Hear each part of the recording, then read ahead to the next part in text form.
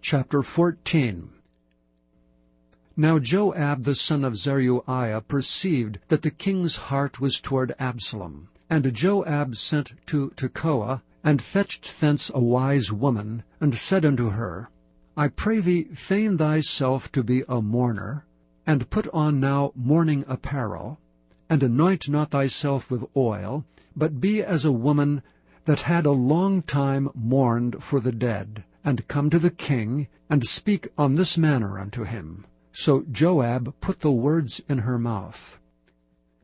And when the woman of Tekoa spake to the king, she fell on her face to the ground, and did obeisance, and said, Help, O king. And the king said unto her, What aileth thee?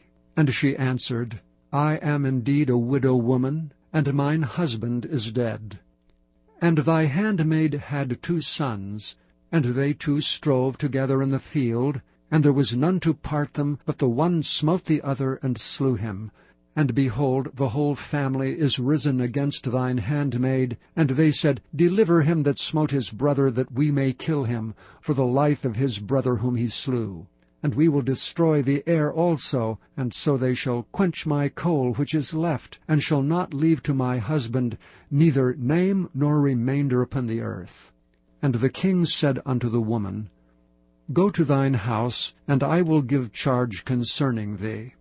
And the woman of Tekoa said unto the king, My lord, O king, the iniquity be on me, and on my father's house, and the king and his throne be guiltless. And the king said, Whosoever saith aught unto thee, bring him to me, and he shall not touch thee any more. Then said she, I pray thee, let the king remember the Lord thy God, that thou wouldst not suffer the revengers of blood to destroy any more, lest they destroy my son. And he said, As the Lord liveth, there shall not one hair of thy son fall to the earth. And the woman said, Let thine handmaid, I pray thee, speak one word unto my lord the king. And he said, Say on. And the woman said, Wherefore then hast thou thought such a thing against the people of God? For the king doth speak this thing as one which is faulty, in that the king doth not fetch home again his banished. For we must needs die, and are as water spilt in the ground, which cannot be gathered up again. Neither doth God respect any person, yet doth he devise means that his banished be not expelled from him. Now therefore that I am come to speak of this thing unto my lord the king, it is because the people have made me afraid. And thy handmaid said, I will now speak unto the king. It may be that the king will perform the request of his handmaid. For the king will hear to deliver his handmaid out of the hand of the man that would destroy me and my son together out of the inheritance of God. Then thine handmaid said, The word of the Lord the king shall now be comfortable. For as an angel of God, so is my lord the king to discern good and bad. Therefore the Lord thy God will be with thee. Then the king answered and said unto the woman, Hide not from me, I pray thee, the thing that I shall ask thee.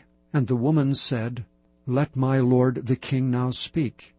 And the king said, Is not the hand of Joab with thee in all this? And the woman answered and said, As thy soul liveth, my lord the king, none can turn to the right hand or to the left from aught that my lord the king hath spoken. For thy servant Joab he bade me, and he put all these words in the mouth of thine handmaid. To fetch about this form of speech hath thy servant Joab done this thing. And my lord is wise, according to the wisdom of an angel of God, to know all things that are in the earth. And the king said unto Joab, Behold, now I have done this thing. Go therefore, bring the young man Absalom again. And Joab fell to the ground on his face, and bowed himself, and thanked the king. And Joab said, Today thy servant knoweth that I have found grace in thy sight, my lord, O king, in that the king hath fulfilled the request of his servant. So Joab arose and went to Geshur, and brought Absalom to Jerusalem. And the king said, Let him turn to his own house, and let him not see my face. So Absalom returned to his own house, and saw not the king's face. But in all Israel there was none to be so much praised as Absalom for his beauty. From the sole of his foot even to the crown of his head there was no blemish in him. And when he palled his head, for it was at every year's end that he palled it, because the hair was heavy on him, therefore he palled it, he weighed the hair of his head at 200 shekels after the king's weight. And unto Absalom there were born 3 sons and 1 daughter, whose name was Tamar. She was a woman of a fair countenance. So Absalom dwelt 2 full years in Jerusalem, and saw not the king's face. Therefore Absalom sent for Joab, to have sent him to the king, but he would not come to him. And when he sent him the 2nd time, he would not come. Therefore he said unto his servants, See, Joab's field is near mine, and he hath barley there. Go and set it on fire. And Absalom's servants set the field on fire. Then Joab arose and came to Absalom unto his house, and said unto him, Wherefore have thy servants set my field on fire? And Absalom answered Joab, Behold, I sent unto thee, saying, Come hither, that I may send thee to the king, to say, Wherefore am I come from Geshur? It had been good for me to have been there still. Now therefore let me see the king's face, and if there be any iniquity in me, let him kill me. So Joab came to the king and told him. And when he had called for Absalom, he came to the king, and bowed himself on his face to the ground before the king. And the king kissed Absalom.